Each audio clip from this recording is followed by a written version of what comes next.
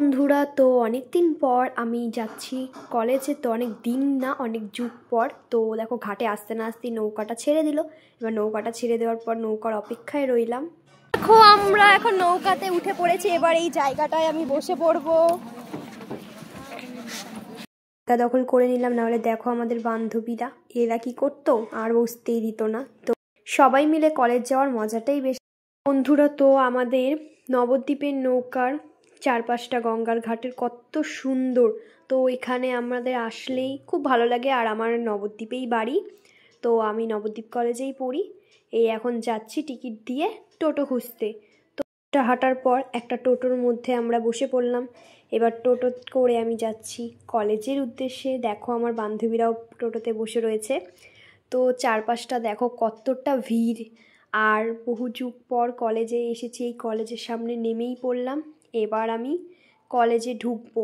তো আমাদের কলেজটা দেখো, কলেজে কত ভিড়। এরা রোজ কলেজে আসে, তো আমি তো কত বছর মনে হয় কলেজে আসছি। তো দেখো গাইস, কলেজে আসি না বলে এখন আমরা রুমই খুঁজে পাচ্ছি না, যে কোনটা আমাদের রুম, কোন রুমে আমরা বসবো। তো এখন রুম খুঁজতে থাকছি। তো কলেজে না আসলে যা হয়। তো দেখতে থাকো আমাদের কলেজটা। আমাদের ক্লাস শুরু হওয়ার কথা, তো প্রায় 1টা বেজে গেছে, আর 1 ঘন্টা ক্লাস হবে। তো আমরা এখনো ক্লাসরুম খুঁজে পাইনি। তো ক্লাসরুম খুঁজতে থাকি, যদি পাই তো ক্লাস করব। আমার রূপসী বান্ধবী। গাইস, আমরা ক্লাসরুম খুঁজে পাচ্ছি না, তো এখন খুঁজতে যাচ্ছি। তোমরা দেখতে থাকো ভিডিওটা। রুম খুঁজে পেলাম না, তো আর কি করব কলেজে থেকে, তাই বাড়ির দিকেই চলে যাচ্ছি। তো দেখো, আমরা কলেজের বাইরে চলে আসলাম। এবার যেদিন কলেজে আসবো আবার তোমাকে কলেজটা পুরোটা ঘুরে দেখাবো। আমরা গুটি গুটি পাই বাড়ির দিকে রওনা দিচ্ছি। তো যাওয়ার সময় টোটো করলাম না, হেঁটে হেঁটেই যাই। হেঁটে যাওয়ার একটা মজাটাই আলাদা, সব বান্ধবীরা মিলে। তো এখন আমরা যাচ্ছি।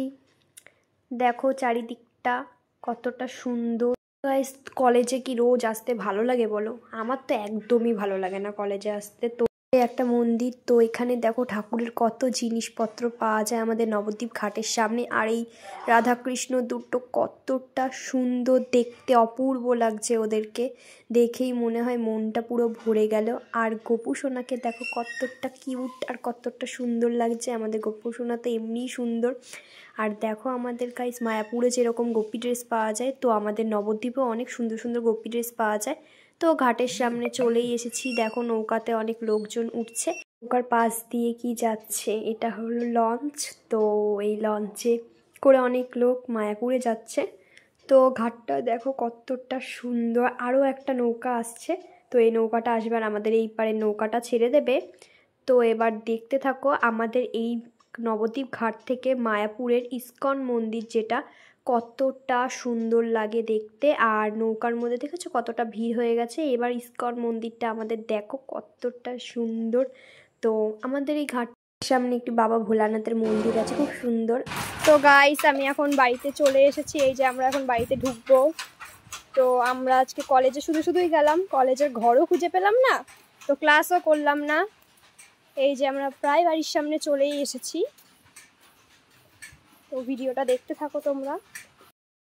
তো গাইস, আমি এই কলেজ থেকে বাড়িতে চলে আসলাম।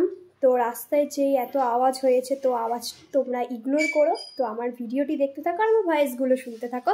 তো আজকের মতন এই ভিডিওটি আমি এখানেই শেষ করলাম। যদি তোমাদের আমার ভিডিও ভালো লেগে থাকে তাহলে অবশ্যই সাবস্ক্রাইব করো, কারণ নতুন নতুন ভিডিও তো দেখতে হবে, তাই না? তো আজকের মতন এই ভিডিওটি শেষ করছি। টাটা।